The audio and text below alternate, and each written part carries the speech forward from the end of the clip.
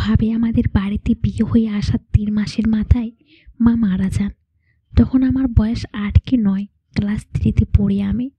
ঘরে বন্যায় বাবা তো সেই কবে থেকেই শয্যাশায়ী রোগী। সংসারটা কেমন যেন এলোমেলো হয়ে উঠতে লাগলো হঠাৎ। সবাই বলল এবার রাতে সংসার ভাঙবেই ভাঙবে। সবাই যখন আমাদের সংসার ভাঙার নীলার দেখার প্রস্তুতি নিচ্ছিল, তখন ভাবি দেখিয়ে দিলেন উল্টো নীলা। মার মৃত্যুর পর নতুন মা হয়ে যেন ফিরে এলেন তিনি। গায়ের সাজসজ্জা বেহারি, নীল পলিশ, চুড়ি টিপ সবকিছু ছুঁড়ে ফেলে নিজের হাতে তুলে দিলেন তিনি আলমারির চাবির গোছা। রান্নাঘরের হাঁড়ি পাতিল, আব্বার সেবা যত্ন, ওষুধ খাওয়ানো, আমার পড়া তৈরি করে দেওয়া, গোসল করানো, খাইয়ে দেওয়া, ঘুম পাড়ানো, সব কিছুই। মার শোক কি জিনিস তা আদৌ বুঝতে পারলাম না। অবশ্যই প্রথম প্রথম একটু খারাপ লাগতো। মায়ের গায়ের গন্ধ নিয়ে যে পৃথিবীতে আর দ্বিতীয় কেউ আসতে পারে না তাই। কিন্তু ভালোবাসা নিয়ে অনেকে আসতে পারে। আমরা বলি না যে উনি আমার ঠিক ছেলের মতোই দেখেন। ভাবেছিলেন এরও বেশি। কতদিন আমি দুষ্টুমি করে ঘরের ওটা ভেঙে দিয়েছি। এর জন্য ভাইয়ার রাগ করলেও ভাবি কিন্তু মোটেও রাগ করতেন না। ভাইয়াকে বরং বুঝিয়ে বলতেন, ছোট সময় এমন কত কি তুমি আমি করে এসেছি। নয়নও তো তেমনই ছোট মানুষ, ওর কি এখনো বোঝ এসেছে বলো? ভাইয়া বলতেন, লাভ দিয়ে দিয়ে তো মাথায় চলেছ বান্দরটাকে। ভাবে হাসতেন, বলতেন, দেখো বান্দরটা একদিন অনেক বড় হবে। বাবা একটু পর পর ভাবিকে ডাকতেন, একবার ওষুধের জন্য, আরেকবার মাথায় গরম হয়ে গেছে বলে একটু জল ঢেলে দিতে, একটু শরবতের জন্য, আরও কত কি। ভাবি হাসিমুখে সব করে দিতেন। কোনোদিন তাকে আমি বিরক্ত হতে দেখিনি। কিন্তু ভাবির মনে একটা দুঃখ ছিল। অবশ্য এই দুঃখ তিনি কখনো প্রকাশ করতেন না। মানুষ বলতো, খেয়া তোমার যে সন্তানটি নাই, তোমার মন খারাপ হয় না এতে? ভাবি অবাক হয়ে বলতেন, কে বলেছে আমার সন্তান নাই? নয়ন কি আমার সন্তান না? প্রতিবেশীরা বলতো, এসব শুধু মুখেরই কথা হয়, বাস্তবে হয় না। পরের সন্তানকে আর নিজের সন্তান কোনোদিন হয়? ভাবি তখন চুপ হয়ে যেতেন। তারপর ঘরে এসে সেদিন আমায় পড়াতে বসে মাথায় বিলি কাটতে কাটতে বললেন, নয়ন তুই আমার কি হস বলতো? আমি অনেকক্ষণ ভেবে বললাম, ভাই। ভাবি তখন মুখটা কালো করে ফেলতেন, বলতেন, আর কখনো ভাই বলবি না, বলবি সন্তান। তুই আমার সন্তান। আমি ডান দিকে মাথা নুইয়ে হ্যাঁ বলতাম। দীর্ঘদিন রোগী ভোগী বাবা মারা গেলেন। আমি তখন ক্লাস 7-এ পড়ি। ভাবি ওই বাড়িতে অনেকটা পুরনো হয়ে গিয়েছে। এই এতদিন তার শরীরে সত্যিকারের মা একটা গন্ধ এসেছে। চেহারা থেকে বহু রূপটা একেবারে মিলিয়ে গেছে। এই বহু রূপটা মিলিয়ে যাওয়ার বোধহয় ভাবের জন্য কাল হয়ে উঠল। ওইদিকে বাবাও নয়, আমি ছোট। এই সুযোগে ভাইয়া যেন কেমন হয়ে উঠলেন। ভাবিকে আজকাল তিনি একদম সহ্য করতে পারেন না। বদ্ধ বলে দূরে সরিয়ে রাখেন। এক খাটে শুতে পর্যন্ত যান না। ভাবি কাছে আসলে বলেন, তুই আমার কাছে আসবি না, তোরে দেখলে আমার মাথায় আগুন ধরে। ভাবি অসহায়ের মতো বলতেন, তো কই যাব বলো? তুমি ছাড়া আমার আর কে আছে? ভরনিরা ছাড়, দূরে যাওয়া ভাব দেখা, আমার কাছে তো জায়গা নেই। ভাবি বলতেন, মায়া মানুষের বিয়ের পর ঠিকানা একটাই, তার স্বামীর বাড়ি। এই বাড়ি ছাড়া আমি যাব কোথায়? এই বাড়ি ছাড়া আমি কোথাও যাব না। ভাইয়ের আগে গজগজ করতে করতে বলতেন, যাইবি 100 বার যাইবি, যাওয়ার জিনিস আনতেছি। ভাবি ভেবেছিলেন ভাইয়া বুঝি ওদিন অমনি এই কথা বলেছিলেন। কিন্তু কদিন পরে দেখা গেল এমনি নয়। ভাইয়া সত্যিকারের একটা মেয়েকে বিয়ে করে ফেলেছেন। কদিন পর সেই বউ বাড়িতে তুলে আনলেন।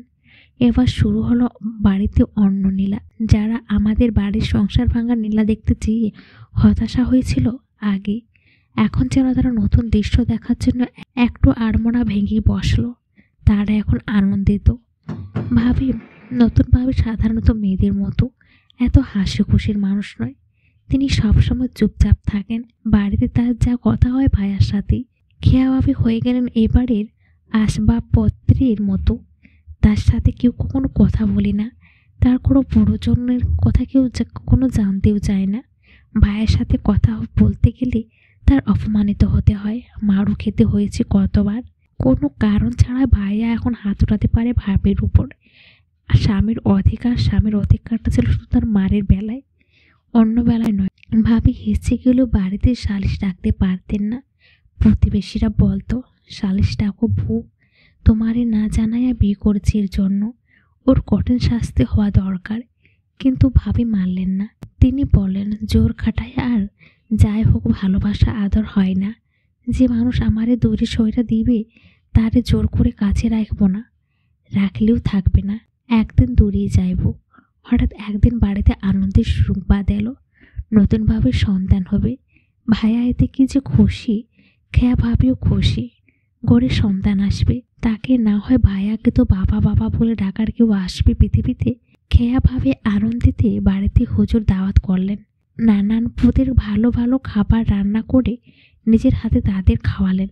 কিন্তু আনন্দে এইসব খাওয়ানোর আরও কাল হলো তার জন্য। নতুনভাবে ভাইয়ার কানে বলেন, খেয়া ভাবে নাকি তাদের অমঙ্গলের জন্য দোয়া করছেন। শুনে 7-5 না ভেবেই ভাইয়া ভাবির উপর হাত তুললেন। ভাবিকে সে রাতে সাপ সাপ জানিয়ে দিলেন, আমি তোরে তালাক দেব।